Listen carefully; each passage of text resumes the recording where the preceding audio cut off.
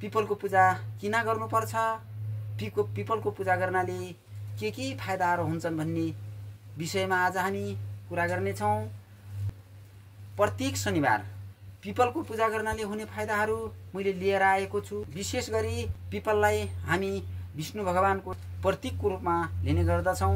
विष्णु भगवानको प्रतीकको रूपमा लगे पनि विशेष गरेर हाम्रो हिन्दू परम्परामा धेरै देवताहरूको वासस्थान पिपलको रूपमा हुन्छ भन्ने हामीले विश्वास गरेका छौँ। शिव, विष्णु, देवी, सूर्य लगायत सम्पूर्ण देवी देवताहरूको वासस्थान पिपलमा रहिआएको हुन्। पिपलको महत्त्व जन्मीदेखि मृत्यु पर्यन्त धेरै ठुलो महत्त्व रहिआएको छ।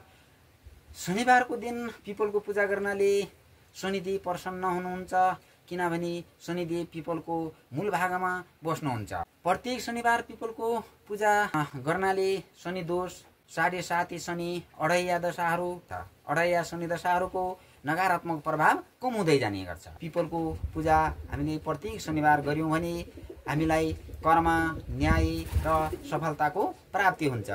पिपलको पूजा गर्दा मानसिक तनाव लगायत स्वास्थ्य सम्बन्धी धेरै समस्याहरूको समाधान पनि हुन्छ। प्रत्येक शनिबारहरूमा पिपलको पूजा गर्यौँ भने पूर्वजहरूको आत्माले शान्ति प्राप्त गर्दछ र पीडितहरूको आशीर्वाद प्राप्त हुन्छ। शनिदेव र पिपलको पूजा गर्नाले आर्थिक समस्याहरू दूर गर्नमा ठुलो मद्दत पुग्दछ। हामीले नियमित पिपलको पूजा गरिरह्यौँ भने शनिको क्रूर प्रभाव पनि कम हुँदै जान्छ।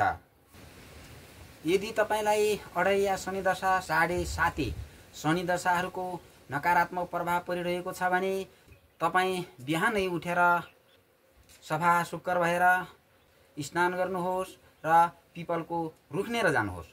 पिपलको रुखनेर गएर पूर्वतिर फर्केर एउटा दियो स्थापना गर्नुहोस्।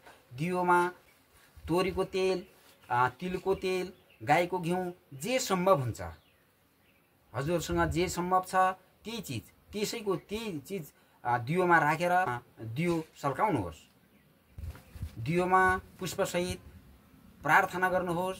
सकिन्छ मन्त्रसहित गर्नुहोस्, सकिँदैन भने दियोको पुष्पसहित प्रार्थना गर्नुहोस्, दियोमाथि चढाइदिनुहोस्। त्यसपछि गणेश भगवानको स्मरण गर्नुहोस्, विष्णु भगवानको प्रार्थना गर्नुहोस्, सरस्वतीलाई पनि प्रार्थना गर्नुहोस्, लक्ष्मी देवीलाई पनि प्रार्थना गर्नुहोस् अनि ध्यान गर्नुहोस्। कालो तिल, मास, गोठ, तिलको तेल चढाइदिनुहोस्। रक्षा सूत्रको धागो पिपलमा लगाइदिनुहोस्। कालो कपडा पनि सम्भव भएसम्म चढाइदिनुहोस्। ओम नमः शनिचराय नमः भनेर 7 पटक पिपलको परिक्रमा गर्नुहोस्। यति गरिसकेपछि आफ्नो दक्ष अनुसार, आफ्नो क्षमता अनुसार दुखी दरिद्रहरूलाई दान दिनुहोस्। यति गरिसकेपछि शनिदेव प्रसन्न भएर तपाईको इच्छा सिद्ध अवश्य पनि हुनेछ।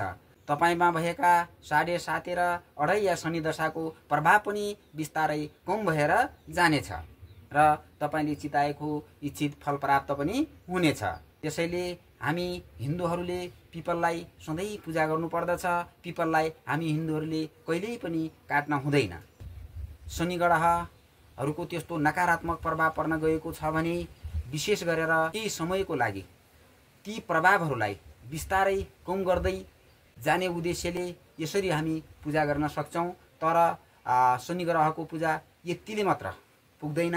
विशेष गरी गुरु पुरोहितलाई बोलाएर अग्नि स्थापना गरेर विशेष तरिकाले ग्रहको जप गरेर, शनि ग्रहको जप गरेर ग्रह शान्तिहरू गर्नुपर्ने हुन्छ।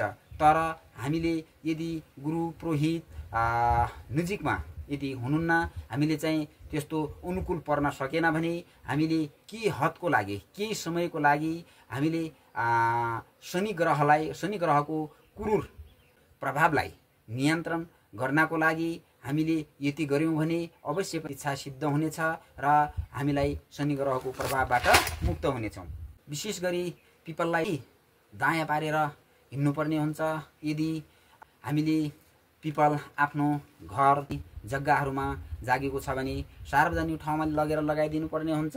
हामीले पिपललाई कहिले पनि काट्न हुँदैन।